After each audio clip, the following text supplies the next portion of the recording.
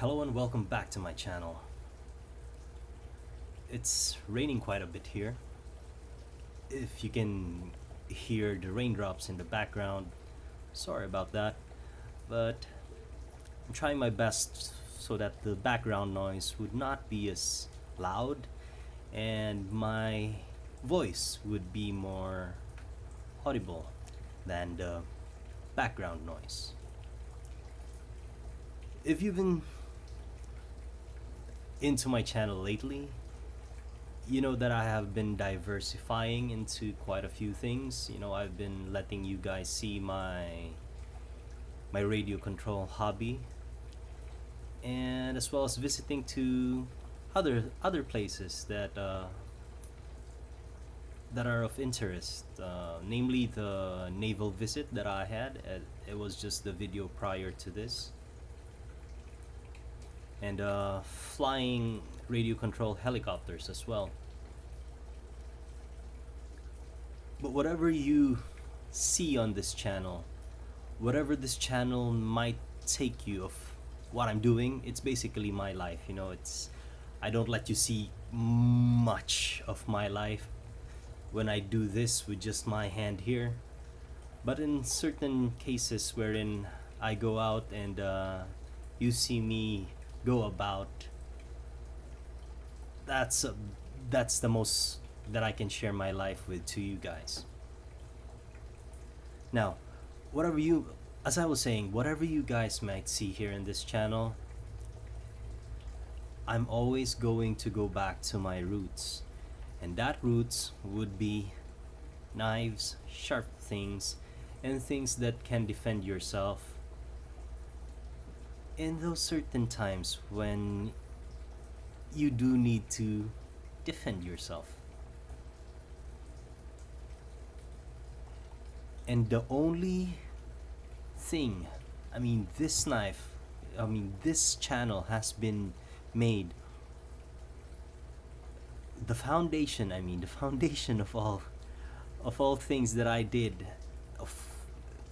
let me wanted to start doing this reviews on knives and everything, would always go down to this one, the Karambit, or as Dagmar Kaida would say, the Karambit.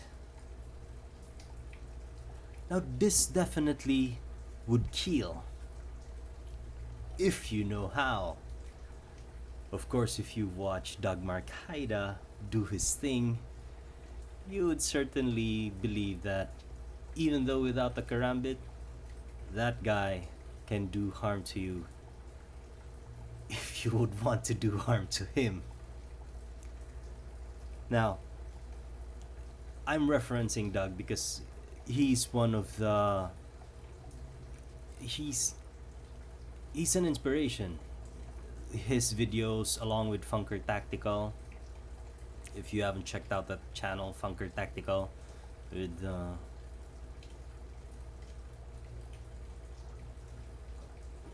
lots of videos of Funker Tactical. But before Funker Tactical got big, it was Doug Marcade and him. I think so. Yeah, I believe so. And they were doing the movements that Doug makes with his hands, specifically with the Karambit. And for me, it all started with this, a Karambit. Now this is already not a new one, but just a different variation of all the Karambits that I've already reviewed in this channel. You're probably familiar with that because you have already seen this.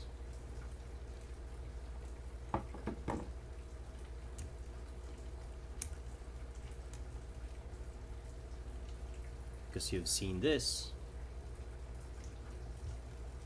and you're familiar with this because you have most probably seen this.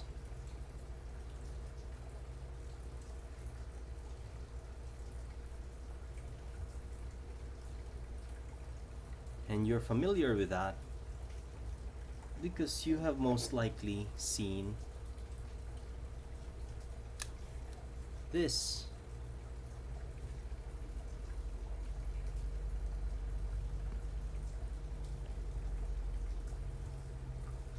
And you're familiar with that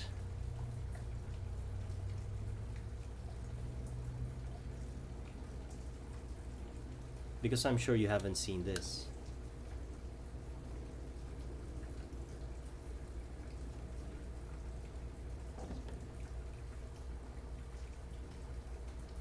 Let's just make them pose for the camera a bit.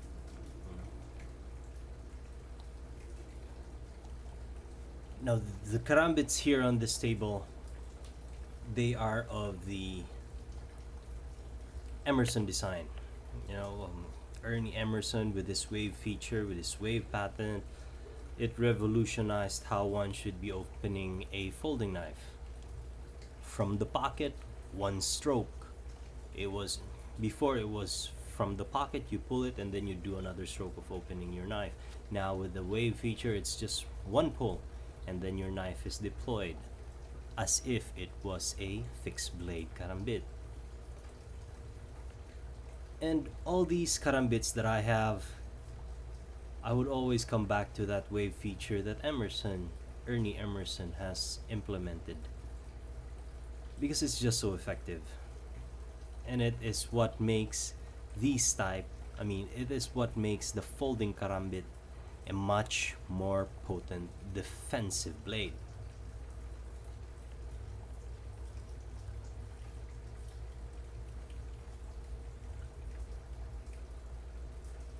Of them all, this guy was my first. This guy excels of being compact,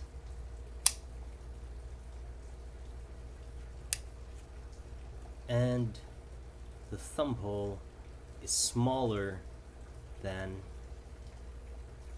this guy. Smaller, it's thinner, it's not a stick, you know, the ring.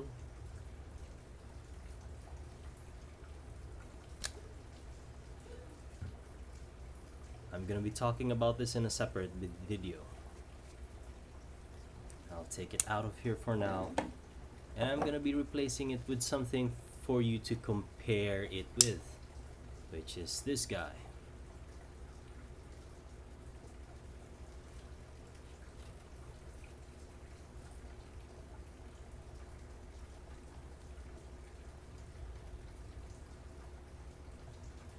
But mainly we're gonna be talking about this guy for this video. Each of them has their own merits, and the only way, one of the best merits of having a black blade is that it doesn't reflect. You know, it's tactical. You would always want that in any scenarios that needs to be tactical. You know, you don't want to be in a scenario that you're gonna be giving away your blade or your surprise weapon if they're gonna be seeing the reflection of this guy. See that? It's just reflective. But in daytime, I think it would be okay. It's gonna be blending along with the environment. But in nighttime, if there's a little bit of light shining onto this, it will be reflecting, and it's gonna be a telltale sign that you're gonna be carrying a blade or holding a blade in your hand. And that's not good. That is not, for me, that's not what a karambit should be. It should be a silent weapon that only needs to be seen when it's already drawn, it's already going towards its target. I think that's what I learned from Doug. You know, a knife is not meant to be seen. It is meant to be felt. And by that line alone, this one with that shine would be seen way much faster than this guy that has no shine. So those teachings need to stick to you. It has stuck to me, stuck with me. Those are the basics. Before you practice anything, any movement, you need to have the basics pat down. And those are the foundations in which you learn to do it every day. I mean, to carry these things every day and not be, what do you call this? Not be checking on it every time, not be conscious of it. It needs to be a very smooth, fluid thing that it's just part of you, that you're not conscious of it. You're aware that it's there, but you're not conscious of it, that you're tapping on it on your pocket from time to time to check it's there. It's just gonna give you away. So these things came from here, which is small. Then compare it to this guy, and I'll compare it to another guy, which most of you guys are familiar with. This would be the Fox 478.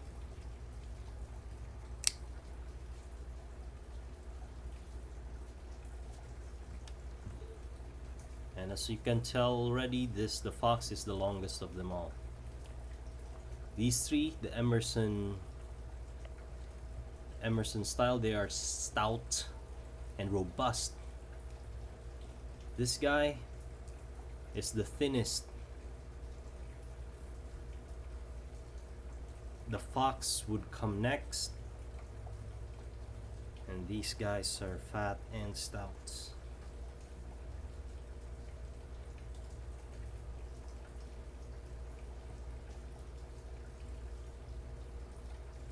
Let's talk about the serrations. Some guys never like having serrated knives. For good reason. It's a hard knife to sharpen if ever you got the blade dull.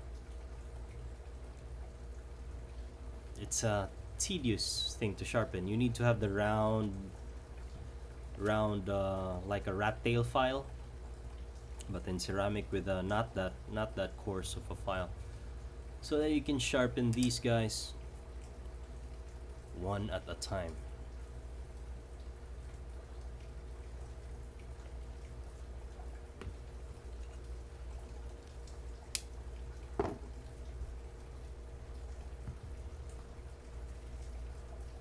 I'm gonna take out some knives so that I can make room for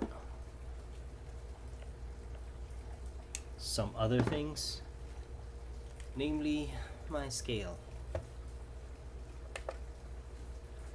Since these two are the most similar, it's a no-brainer.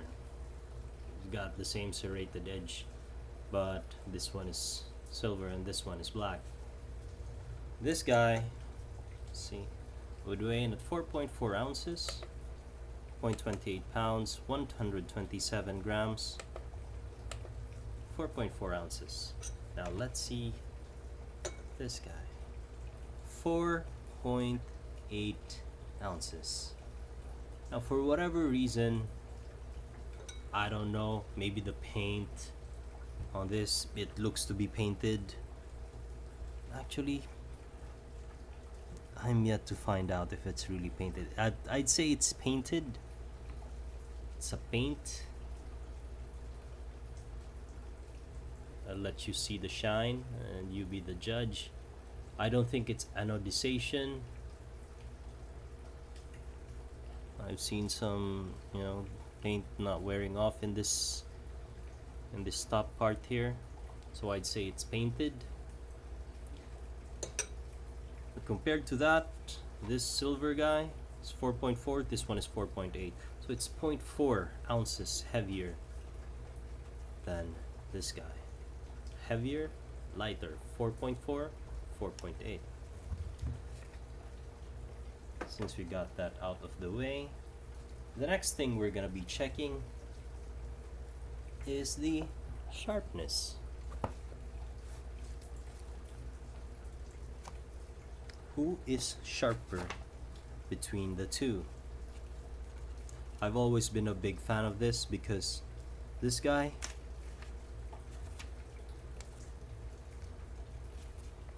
This guy has always been sharp.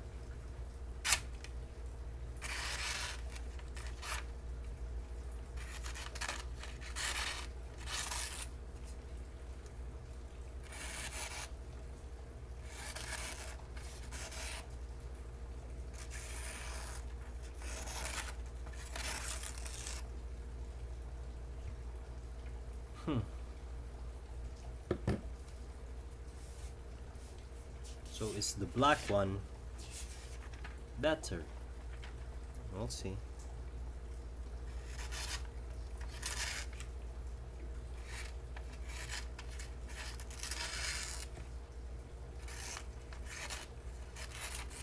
The black one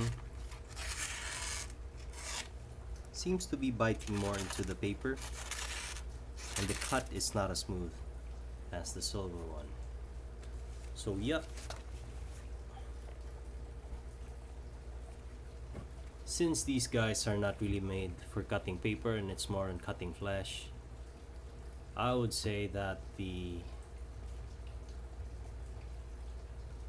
silver one here is sharper than the black.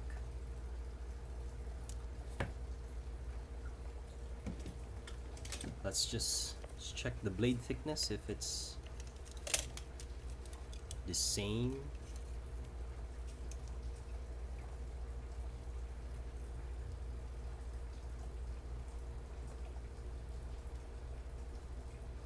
It's around 3.5 inches. Correct. 3. I get dyslexic with this orange caliper. I promise I'm gonna be getting a digital one if I'm gonna be having some upgrade. And this one is also at 3.5, so they're roughly the same.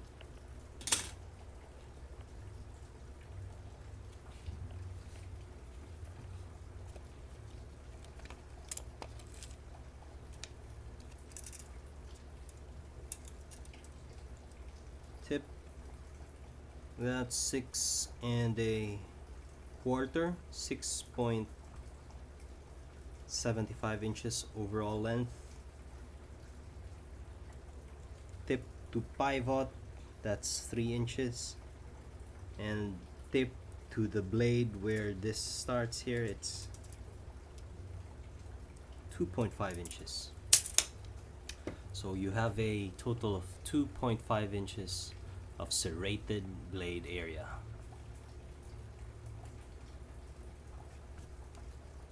Well, I think I've already covered things, just so I can introduce to you to another karambit, because that's what I do. I want karambits. I like karambits and a variety of karambits, folding, straight edge, fixed blades and everything.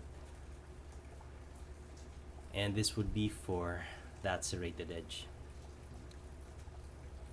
There you have it, folks. I hope you liked the video, and thank you for staying this long. I tend to just ramble and blabber a bit if karambits are at stake, and I do reference to some folks that know their trade when it comes to karambits, because that's my basis. I mean, I learned from them, so I'm just paying homage to them in a way. And that will be it. Once again, thanks for watching the video, and do subscribe. Keep the support coming. Engage me in the comments, civilized ways. We can always talk about things and not shout at each other and do some insulting, who can be more sarcastic and whatnot.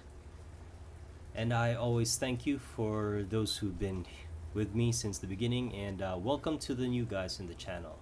You'll be seeing a lot more variations so that you won't get bored of me just blabbering. Thanks for watching, and I'll see you guys in the next video.